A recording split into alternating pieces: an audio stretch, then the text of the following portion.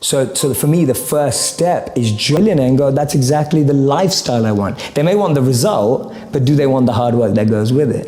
And so for me, that's the third step. It's observing, focusing, shadowing, getting as close to the process of that individual, and then going yes or no. Do I want that process? Not do I want the result? Detachment is not that you own nothing. Detachment is that nothing owns you.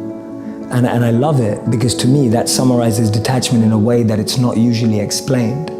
Usually people see detachment as being away from everything. Actually, the greatest detachment is being close to everything and not letting it consume and own you. And that's real power, that's real strength. How many people do we know that have had fame and then that fame has ruined them? So for me, that definition of detachment is possible to practice even in the real world, rather than saying, oh, I'm just gonna have a really simple life, I'm just gonna have nothing in life. Being able to overcome ego, being able to overcome envy, being able to overcome jealousy, being able to overcome the negative of competitive state. There's a positive competitive state and there's a negative competitive state.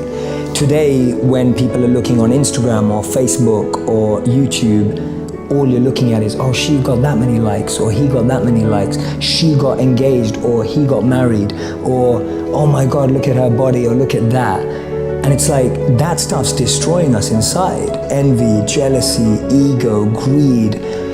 To be able to have enough clarity to purify yourself of those things is gonna alleviate the biggest anxieties and depressions of our time and mental health problems.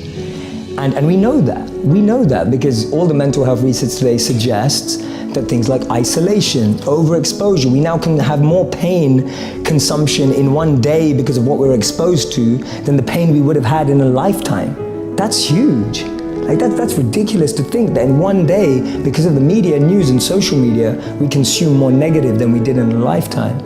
For me, being able to have time, energy and clarity to focus on self-purification, that is the best thing about being a monk, because you have that time, reflection and a process and an environment that only allows you to become more purified of those things. So ahead is the clarity of vision, knowing what you want, the way you picture life, and being able to navigate and make the decisions to get there. That's a good head. A good heart is being able to understand what your intuition and heart wants, being able to connect and tap into that understanding deeper and beyond the vision you may have painted for yourself. So I often say to people that you'll get to where you want in life, just not in the way you imagined. And that's because the path that's paved up and down is far different to the path we pave. So you can have a great head and a great vision and a great mission and know where you want to go, but if your heart's not able to have that resilience and be able to adapt and have compassion and care and all of that, then you're not going to be able to make the toughest decisions without your heart. But to be able to realize that we need to care and be sustainable and long-lasting requires a heart. And a hand is that service, wanting to pass that on, that which you have, wanting to give it forward, pay it forward. The idea of serving with what you have. I often say to people, your passion is for you, your purpose is for others. Your passion makes you happy, but when you use your passion to make a difference in someone else's life, that's a service, that's a purpose, and that's the hand. So those are my three elements of an ideal life. When you wake up in the morning, you thank the earth for the food, you thank the earth for the water, you thank the earth for allowing yourself to walk.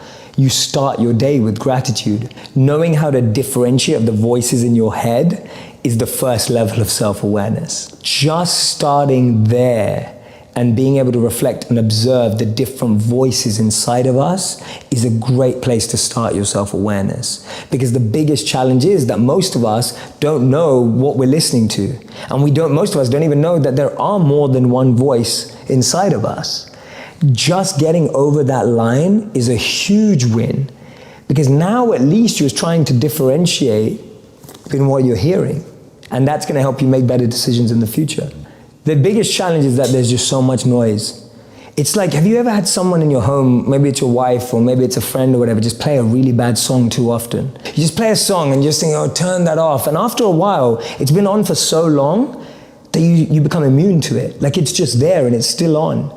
It's there in the back of your mind and you didn't manage to turn it off. So the noise that I describe in life, whether it's your parents' expectations, whether it's society's expectations, whether it's your partner's expectations, all of those are like noise in the background.